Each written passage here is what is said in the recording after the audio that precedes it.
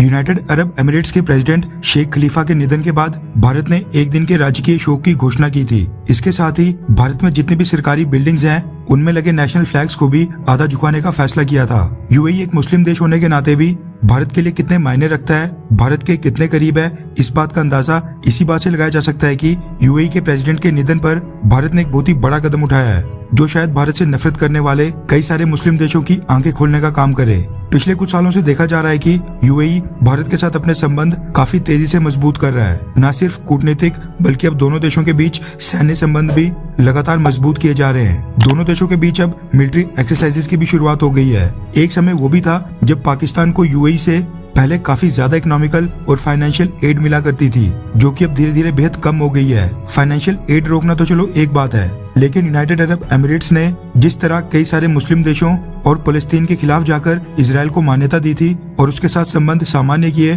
ठीक उसी तरह यूएई बिना पाकिस्तान की चिंता करे यानी पाकिस्तान को इग्नोर करते हुए अब भारत के जम्मू कश्मीर राज्य में भी भारी भरकम इन्वेस्टमेंट करने जा रहा है। यूएई द्वारा जम्मू कश्मीर में industrial parks, IT towers, multipurpose towers, logistic centres, medical college और एक सुपर स्पेशलिटी हॉस्पिटल भी बनाया जाएगा। इसके अलावा यूएई ने श्रीनगर इंटरनेशनल एयरपोर्ट के साथ एक डायरेक्ट फ्लाइट की भी शुरुआत की थी। कश्मीर में टूरिज्म और हॉस्पिटैलिटी सेक्टर में भी यूएई आज की डेट में काफी इन्वेस्ट कर रहा है। आर्टिकल 370 और 35A के टूटने के बाद यूएई की तरफ से जम्मू कश्मीर में ये सारी इन्वेस्टमेंट आना ये साफ दर्शाता है कि यूनाइटेड अरब एमिरेट्स ने भारत द्वारा कश्मीर में किए गए चेंजेस एक्सेप्ट कर लिए हैं। बस यही कारण है कि भारत और यूनाइटेड अरब एमिरेट्स इतने करीब आ गए हैं कि भारत यूएई के लिए एक बहुत ही बड़ा कदम उठाने जा रहा है। रेफरेंस के लिए आपकी स्क्रीन के ऊपर इंडिया टुडे के आर्टिकल का स्क्रीनशॉट है, जिसके मुताबिक भारत के vice president Venkaiah Naidu UAE के प्रेसिडेंट शेख खलीफा के निधन पर पूरे भारत की तरफ से शोक और संवेदना व्यक्त करने के लिए खुद ही यूएई के दौरे पर जा रहे हैं, जहां पर वो शेख खलीफा के परिवार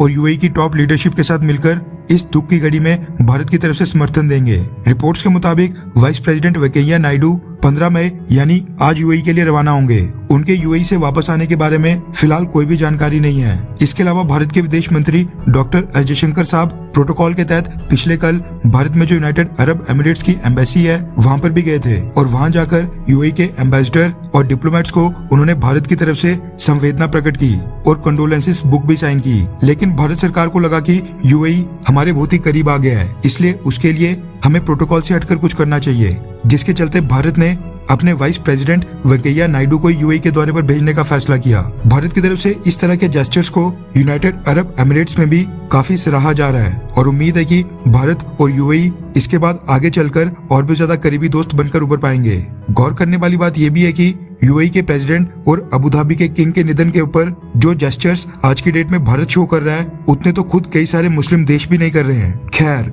आपको क्या लगता है कि संवेदना और शोक व्यक्त करने के लिए भारत ने सीधा अपने वाइस प्रेसिडेंट को भेजकर क्या सही किया, हाँ या फिर ना? नीचे कमेंट करके अपनी राय जरूर बताएं।